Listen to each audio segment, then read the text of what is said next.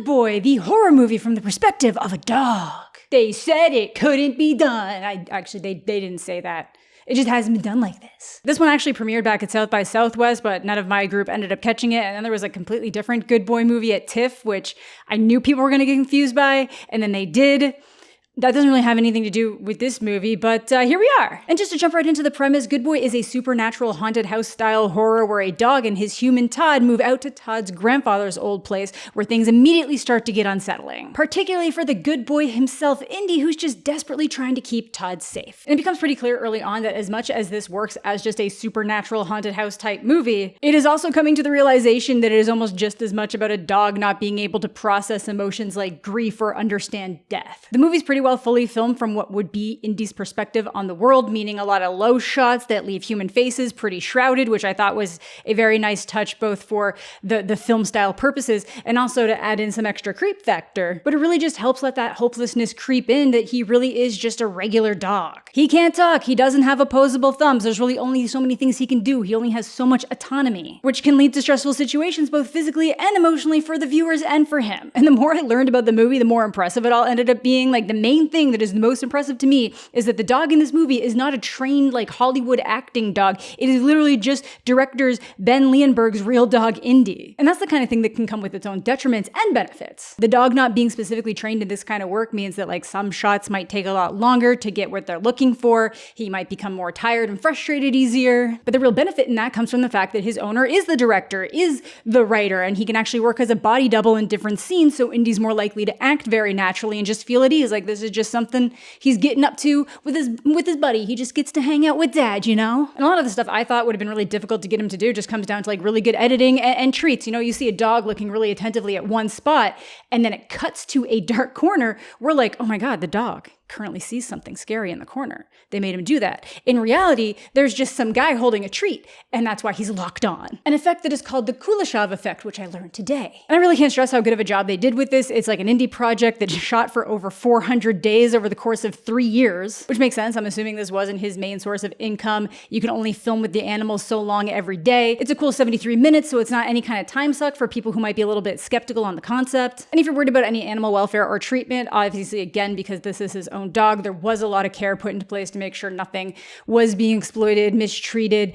They only filmed for an hour every day with Indy, which again contributed to the such a long shoot. If you can only shoot for an hour a day for the most part, you can only get so much done. The most I think you can really argue here is that the movie could probably have done more to flesh out certain things happening and what's being said and maybe some of the lore going on, but they really are presenting it like we're just hearing the things that the dog is hearing and passing. And, you know, Indy can't make sense out of all these things he's saying, so we're just like kind of picking up information as it comes, and we don't really have the ability to go deep with it, so that's kind of on us. I kind of like that adds to the overall mystery and leaves a lot of room for people to theorize and have fun with it, while also leaving just a really interesting look about how much camera perspective can change a movie. Some people also might have an issue with the ambiguity around the movie, but I just like that, you know, the director was like, however you want to take it is not wrong, and I appreciate that approach. I think they really nail the sound design for the tension. It's visually really strong and impressive in so many areas for how small a team and budget this ended up being, and then how much money it made against that budget. And I'm also just so down for anything that has a unique interpretation and presentation of a haunted house story. But if I found myself in a haunted house, which it seems like I might have while trying to evade Allison Williams, I'd sure be glad to have today's sponsor, Surfshark, to make my ghost think I'm in a different location. Surfshark VPN is my best friend when it comes to protecting myself online and accessing region-locked content. As you can see from recent videos, I'm spending a lot of time traveling right now to catch different movies, which means I'm spending a lot of time on airport and public Wi-Fi, which just leaves my data at risk of being exposed. But with Surfshark, I can feel more secure in those layovers by encrypting my traffic. But the real showstopper for me, as always, is the content access. Surfshark lets you connect to any one of their thousands of different server locations around the world, making your internet think that's where you are. I'm sure you've all been in a situation where you've heard something's on a streaming service and then realize it just doesn't happen to be available in the country that you live in. For example, I was in the States and wanted to rewatch the first Conjuring movie for the video that I made. Problem being, Conjuring was only on Canadian Netflix, so I no longer had access to it. But with Surfshark, that's just not an issue. All I had to do was connect to a Canadian server location, reload the page, and boom, not one but two Conjuring movies, as well as two of my other horror faves. Surfshark is fast, secure, blocks unwanted ads, and keeps finding new ways to help keep you secure online, like letting you generate alternate email addresses and US phone numbers so you don't have to give out your personal data when it's not necessary, cutting down on spam, scams, and more nefarious data exploits. So try out Surfshark for yourself today and get an extra 4 months free by going to surfshark.com/Jedi or by using code JEDI at checkout. All right, let's dive into some full spoilers on that movie. There's a warning and we are going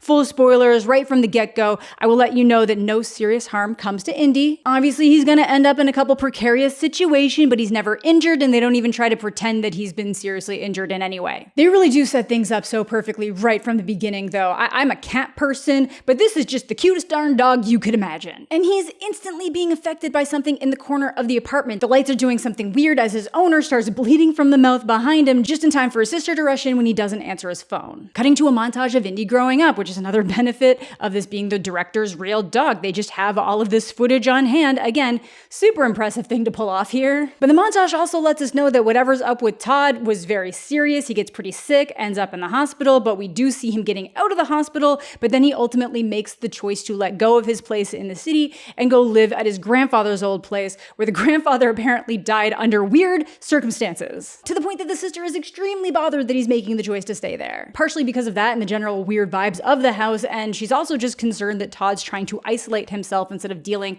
with his illness and that he might get really sick again and no one would know. And right when we get to the house, and honestly even before that, it's clear that Indy's sensing something bad, seeing things in the shadows, lights dimming out, and a progressively more haunting alien-like figure that seems to be covered in some kind of like dark muddy sludge appearing and peeking around. And not just in the house, he sees this thing for the first time through the back window of the car when Todd's trying to get through the gate to even get to the house, wasting no time at all setting us up with all the horror classics, but through a completely new set of eyes. Like Indy hearing something whimpering from the cellar doors when they first get up to the house, something Todd definitely doesn't seem to hear at all. Then when Todd heads down to that creepy basement later, he comments that something down there smells awful, so I'm betting something's dead in there and its spirit is making noises. They continue setting the vibe with Todd watching these old home recordings that the grandfather was making of himself while at the house, which are kind of creepy in their own right. They just kind of start with him playing with his own dog, Bandit, but then the stuff he's saying in the videos progressively gets more unsettling. There's even a moment where Indy sees that shadowy figure in the hallway and walks towards it just as the grandfather in the home video turns to look at something he thinks he hears in the corner, which I thought was a fantastic visual touch. According to the sister, no one's ever lived in that house for longer than a couple months except their grandfather, and he died. All while Indy keeps getting glimpses of this shadowy figure, hearing weird noises, and then they just keep building that tension, and he's having these horrible dreams and nightmares and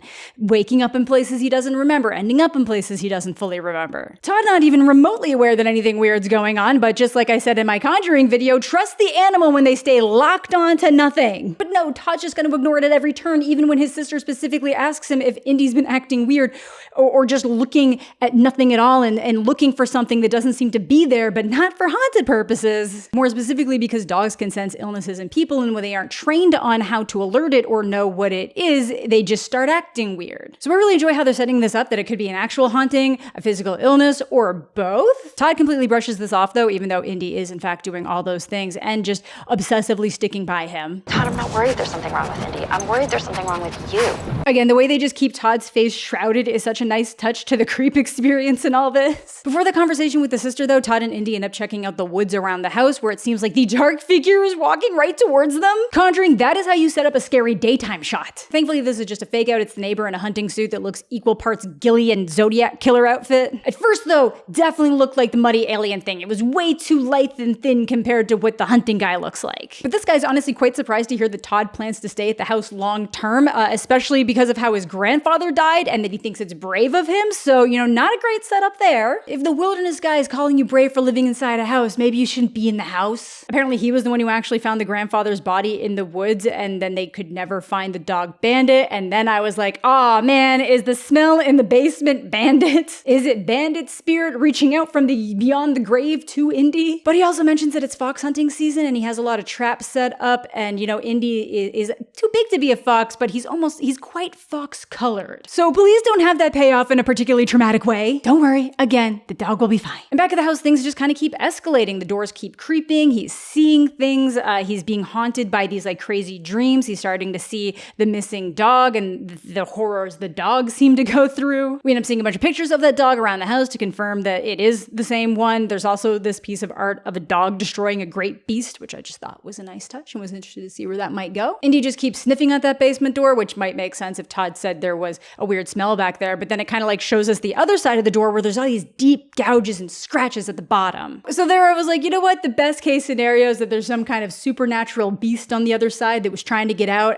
And the worst case scenario, and the one that probably seems the most likely at this point, is that the grandfather's dog was actually left in the house when he went out into the woods. And when he died, no one checked on him for some reason, or couldn't find him in the house for some reason, and then he couldn't get out, which is bleak as hell, and I hate it. Now I know that Indy's not actually in distress, but the movie does such a great job making it so very convincing. Especially when Todd ends up leaving Indy alone for an entire day. He's just whimpering in sadness, sitting in a chair looking out the window for the entire day, waiting for him to come back. It literally does one of those like switch from day to night in an instant things for how long he's just been rigidly staying in the same spot. Todd, you fucking dick, how dare you leave him alone? In a haunted house, no less. And yeah, Indy starts hearing that basement whimpering again, which I do not like, before pulling back to just flat out reveal the other dog in the room. And it's a ghost dog. He's not actually there. Pushing into what ends up being another weird like nightmare hallucination thing for Indy about Todd being weird and him and Indy trying to help him. And then this like Nosferatu like shadow hand reaching around the door frame before it comes at Indy, scaring him awake just in time for Todd to actually come home. And it seems like he might have gone for some kind of medical treatment because he's super exhausted. He's got a bandage on his arm and he's being so hostile towards Indy. Fuck you, Todd. I only care that you're dying right now because it's gonna make your dog sad. Again, this could potentially be more than him just dying. I don't mean to downplay death. That's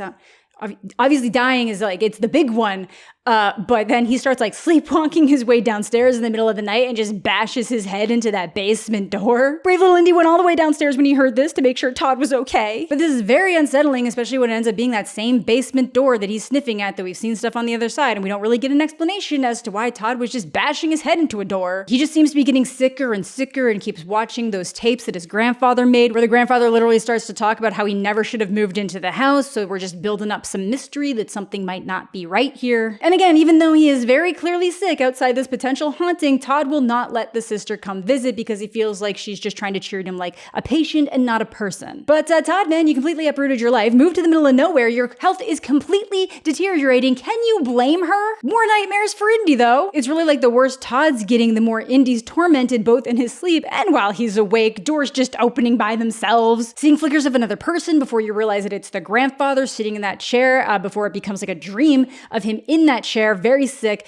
clearly dying much like Todd was, while his dog Bandit watches him. And honestly, so far, the only clear face we've ended up seeing in this movie has been the grandfather in those videos and this section. Whatever's going on in this weird past dreamscape, it ends with the grandfather yelling "run" at Bandit before it cuts to Indy sitting up and waiting before something sits up behind him. And then he seems to wake up in the leaky cellar, completely muddied up. How did he get here? What happened to our little mans? He's been through so much, and it's only going to get worse because when Todd's cleaning him up, he starts puking a bunch of blood up on him. Hubber Dubber can't catch a break. Damn, he's being haunted and watching his best bud die. And therein lies the duo. These things are intrinsically connected. We will get there. Todd does end up going back into the doctors after this, and you find out that he is too late for experimental treatment. He is absolutely going to die, and there's really nothing they can do. And we obviously can't blame them on the house because Todd was already sick before he went there. And even though these flashbacks of the grandfather were presenting with the same kind of illness, which again, there's two options there. One, we don't know if that's actually what was going on with the grandfather. That's just,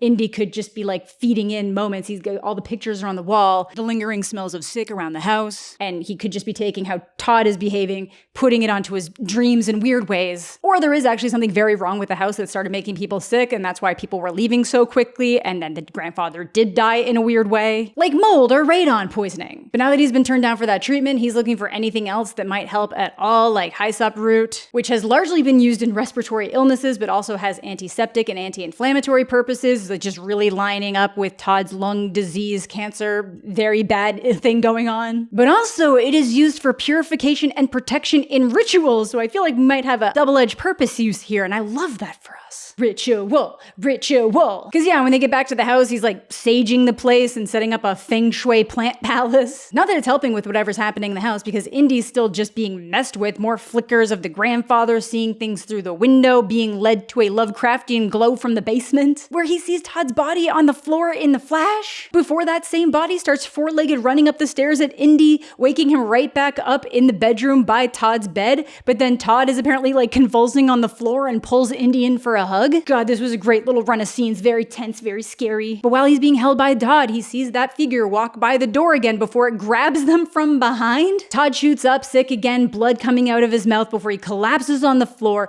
The door slams shut to block Indy from getting to him, so he jumps through the open window to try to go get him help. It's just a movie. It's just a movie. The director would not put his own dog through emotional and mental torture. It is just a movie. Which I really needed to keep in mind when Indy started running through the woods to probably get help from the neighbor when they've mentioned all those fox traps, and then he does get caught by a fox trap. Thankfully, it seems to be more of a snare device than an actual bear trap closing thing, so he's not injured at all, thankfully. But Todd comes up on him pretty fast here, or the entity, and then brings him back home and chains him up to the doghouse outside. Todd, my man, what the hell are you doing here? I told you to stay. He was trying to get you help, you monster. I don't care if you're being rotted from the inside anymore. He's so worried about you that he is standing on top of the doghouse, Snoopy style, just get a glimpse of you through the window. In the rain. You don't deserve his love. Gotta say, though, some other great shots here, seeing Todd getting sick through the window before it shifts to that alien-like figure gliding back from the window. So scary. Thankfully, Indy manages to knock the doghouse over. The thing is gone and it breaks the chain, so now he's off to try to find a new way into the house, which is conveniently when those cellar doors swing open, which is where we see the skeletal remains of Bandit, which means, yeah, the grandfather died in the woods and somehow no one checked the basement for the dog. It looks like he got stuck between the outside doors and the door inside that leads to those cellar opening doors, but still, I just can't believe no one checked there. That's so sad. Indy doesn't have time to dwell here, though. He's got to make his way back upstairs to Todd, who finally realizes that something might be in the house and actually very scary and going on when his candles start blowing out one by one, the room only being illuminated by flashes of lightning as sludgy footprints appear on the floor, finally letting Todd catch a glimpse of the outline of this shadowy figure that Indy's been seeing the entire movie. Fantastic tension here does not bode well for Todd, because once Indy comes to him and they cuddle for a minute, he looks back and sees his own dead body on the bed with empty pill bottles on the nightstand, becoming kind of clear that he might have realized he was so close to the end and wanted to take care of it himself, which is why he left Indy outside so he wouldn't have to deal with seeing his dead body, knowing the sister was probably going to show up soon. Still a shit thing to do, Todd. There were so many other places you could have put him and left him. It is interesting to note that this is the first time we see Todd's face completely unconcealed. There's a brief moment of whether or not this is actually his dead body or hallucination, because the figure drags whatever piece of Todd this all is still with Indy down to the basement. I was pretty sure he was very much actually dead, though, because he went from being ragged and very sick to being totally fine hugging Indy right when he looks back at the body, because obviously his outer soul manifestation can't be sick. Indy's not concerning himself with thoughts like that, though. Once the door to the basement slams shut, he crashes through the living room window to rush through those cellar doors, follows Ted's scream into some rocky cavern in the basement to pull him back out. But that figure appears again behind them, that black sludge reaching out to cover Todd like venom, pulling him back into the cave. You're a good dog, but you can't save me. Man, poor Indy. He was just trying so hard to save Todd, but it's something there's some things you just can't help.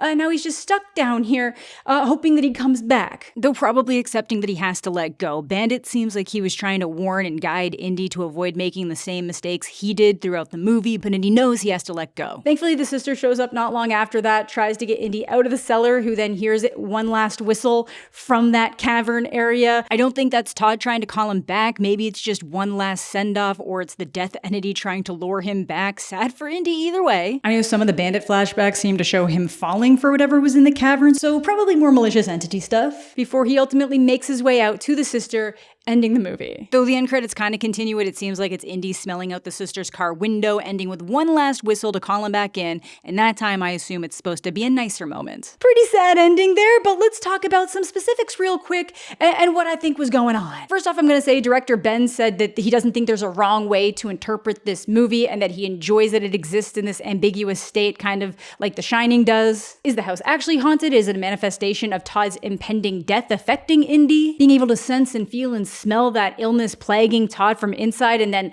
that all presenting itself as these horrified nightmares of something coming for Todd, and he's just desperately trying to save him from it. And I like to think it's a little bit of both, less haunted house, more just energy entity, because we see Indy feel that dark presence in the apartment well before they ever make it to the house, then sees the dark figure behind the car before they make it into the house. So it feels super easy to take this as some supernatural manifestation of death coming to collect on Todd, and Indy's just so much more sensitive to that as he's trying to understand understand what's happening to his best friend. Again, we can go right back to that conversation that the sister had with him on the phone about dogs being able to sense medical things. Really perfectly tacks onto this. It's kind of very well known that people consider animals to be like the window to the other world. Usually cats, specifically cats very much are known for the doing the like, and just not moving no matter what you say to them for hours, and you're like, what the fuck is in that corner? What is gonna kill me in my sleep? And something else that I really enjoyed that I read in an interview with the director is that a lot of people's first experience with death is the loss of a pet. So this movie's flipping that and trying to show what it might feel like for a pet to be experiencing the loss of their human. I also found some other parallels interesting. Like I know a lot of animals, when they know they're dying, will try to isolate and just kind of get out of the way to let it happen in a peaceful area. And I feel like we saw a lot of that out of Todd, trying to create that separation and distance. Even if it was heartbreaking to see, it was an interesting way to engage with it. Having to witness Indy realize that no matter how hard he tries, there's just some things he can't change or protect people from. Because Todd is dead in that bed, meaning that everything that happens after that can either just be seen as Indy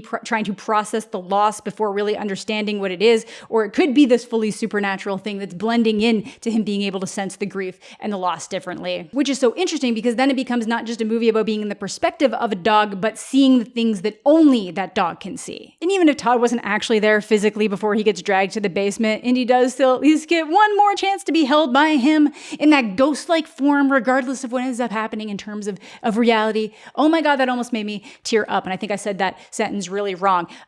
When he sees himself in the bed and he's still there being like, oh my God, that's me in a bed. Just before that, he like holds Indy and Indy thinks it's like really happening. And that's nice, which I will hold on to, because otherwise the last interaction they actually had was Todd leaving him outside in a rainstorm. Outside of what's going on with Todd and Indy, though, we get that added little mystery surrounding the grandfather, whose issues I still believe can be explained by radon poisoning or mold, because they do show that the basement is largely exposed stone in that cellar, which has been pretty common over the years. You just build on top of real things, meaning you're quite close to the dirt outside, which is why it's really damp and leaky down there. Radon poisoning comes from the decay of soil and rocks, which would be right there in the house and causes all the problems the grandfather seemed to have, that just also happened to line up really well with the actual lung disease that Todd was dying of. So I still feel like that could track. You let me know what you're thinking, though. Maybe it wasn't cancer and it was just some kind of weird genetic lung thing that the grandfather also died from. Overall, I really enjoyed what the movie was going for. I think it's really creative. I think it keeps the tension up just enough. It definitely has the added benefit of people naturally feeling concerned for animals in movies to heighten all those emotions. I can fully see why some people might have issues with the ambiguity thing and how maybe you really want an answer for how the grandfather stuff ties into everything. But even if you found it unsatisfying, again, it is not a movie that lingers. So if it doesn't end up being for you, you've only spent like a little over an hour of your time on it. But let me know what you guys are thinking of this one down below. Do you got any big theories? Some things that you wish I touched on more that maybe I didn't?